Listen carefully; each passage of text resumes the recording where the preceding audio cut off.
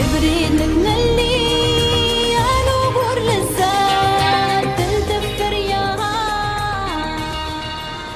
زوج لكم تزوج لوان لما صغا بيسور فرحتاس ستيف إذا تسن يلفيك التمارة نسيون غاسون لالا أتصيدنا غاسون كزارة لشو أقلغدا. Donc merci à toutes, merci à tous, toutes celles et tous ceux qui ont répondu, qui répondent habituellement et fidèlement aux appels de Tamazra, qui s'est engagé aux côtés des Touaregs de l'Azawad qui mènent un combat pour leur liberté depuis janvier 2012.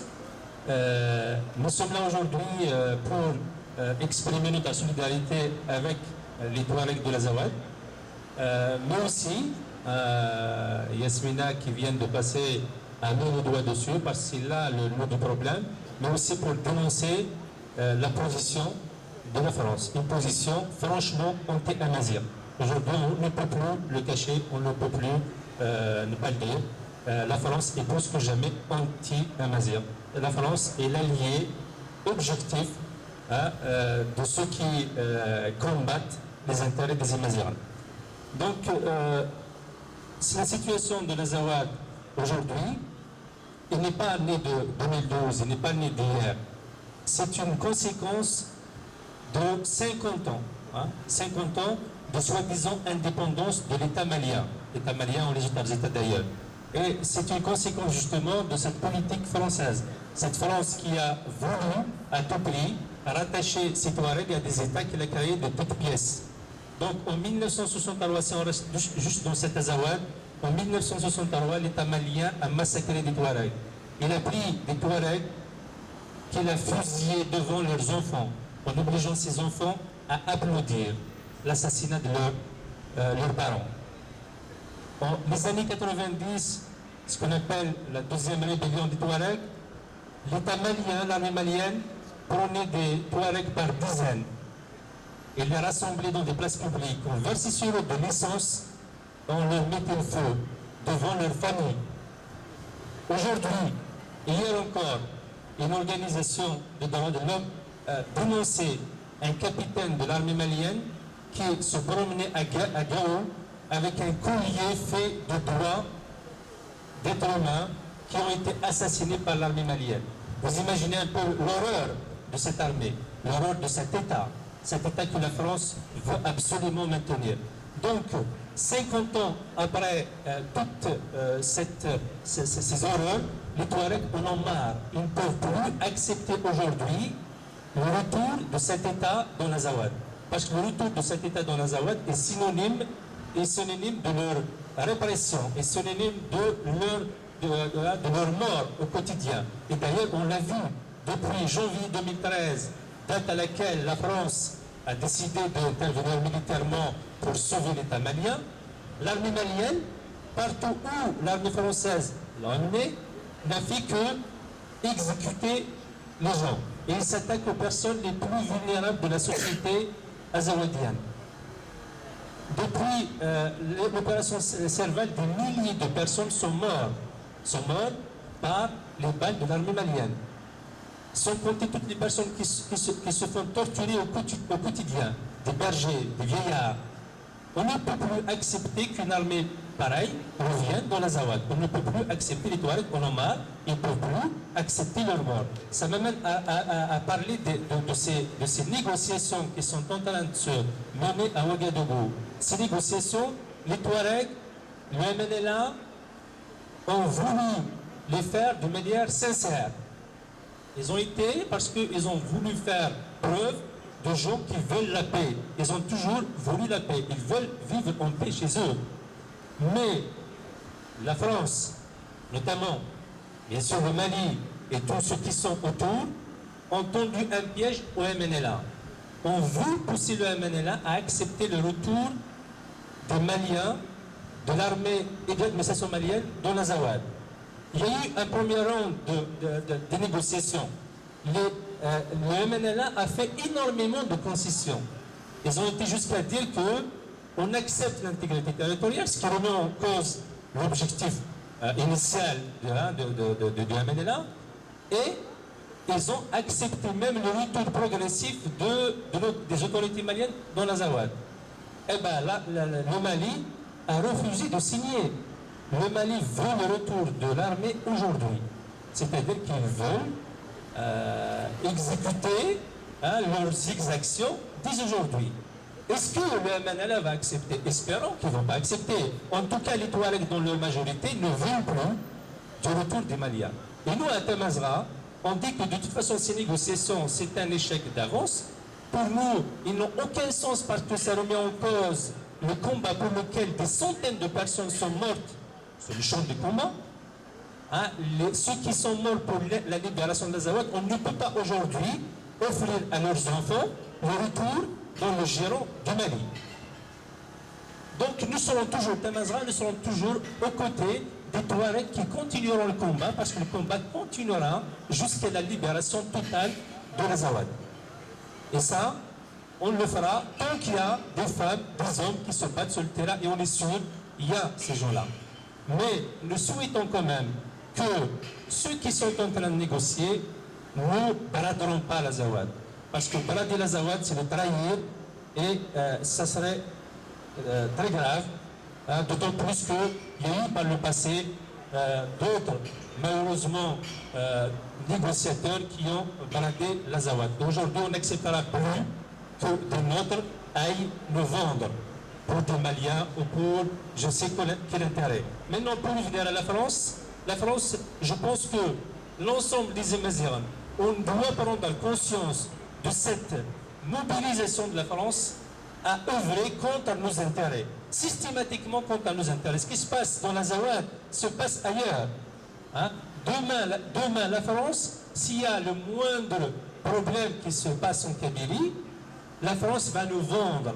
La France sera aux côtés du régime d'Alger, contre nous, contre les intérêts de la Kabylie.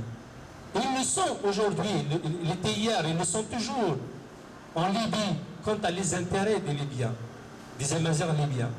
Ils sont alliés avec les amis du Qatar. Ben oui, parce que le Qatar, c'est le grand ami de la France. Ils le font aujourd'hui dans l'Azawad. Mais, juste à côté de l'Azawad, la France est en train d'empoisonner les Touaregs. Et la personne ne se prononce par rapport à ça. Ce qui fait arriver à des côtés d'Arlit est inhumain. Mais on n'en parle pas. Bien sûr, bientôt il y aura une révolte dans l'Aïr. Les gens ne pourront. Il y a eu déjà des révoltes par le passé. C'est pas possible, ça ne restera pas comme ça. Les gens ils vont se révolter.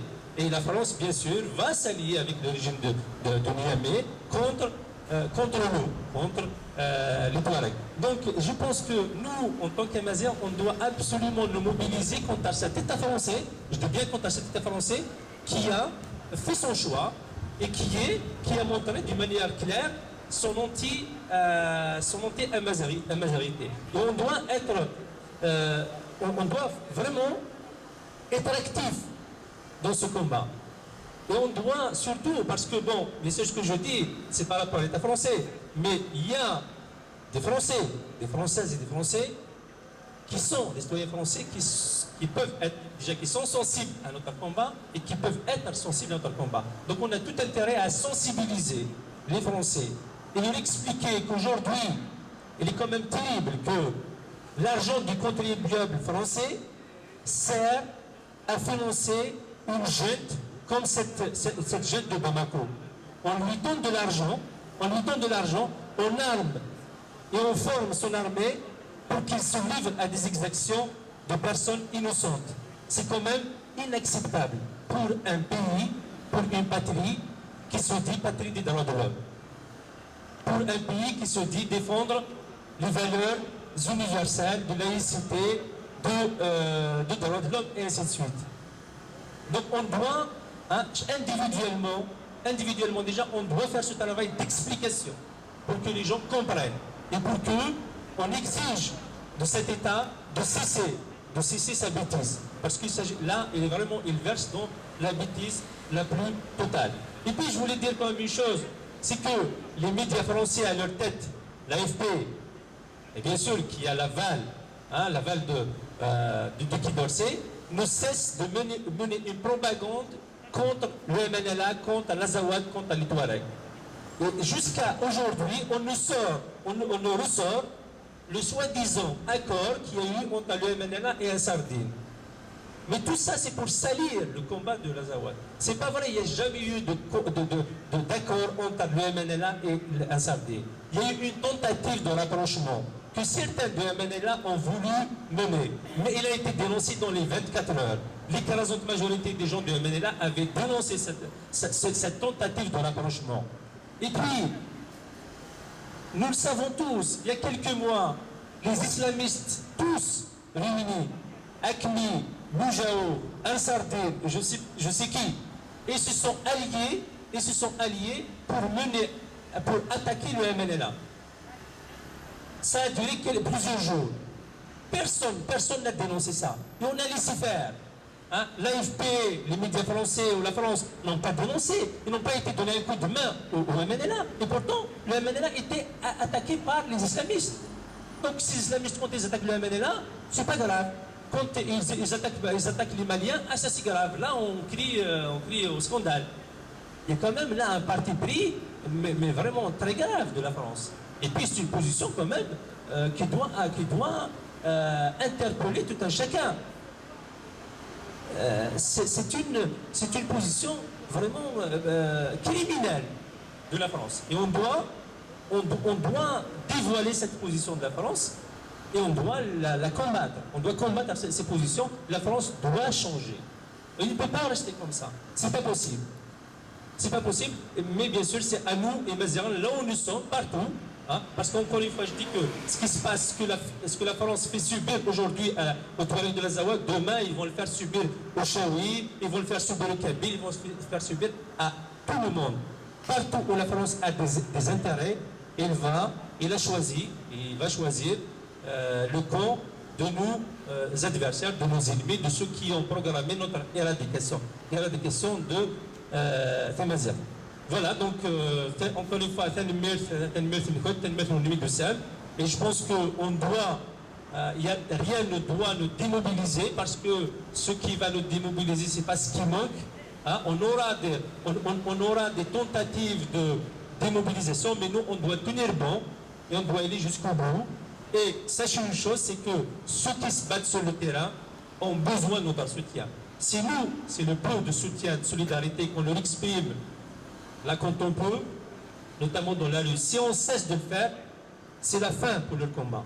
Et on n'a pas le droit de les lâcher, on a le devoir de les accompagner jusqu'au bout, parce que eux, ils risquent leur vie. C'est leur vie qu'ils sont en train de donner pour notre liberté, parce que la liberté de l'Azawad, la mise en place d'un état de l'Azawad, c'est le début de la libération de Tamazra. Ce qu'ils font pour les autres, mais ils font pour tous les Imazira. Donc on a le devoir d'être à leur côté. Encore une fois, et à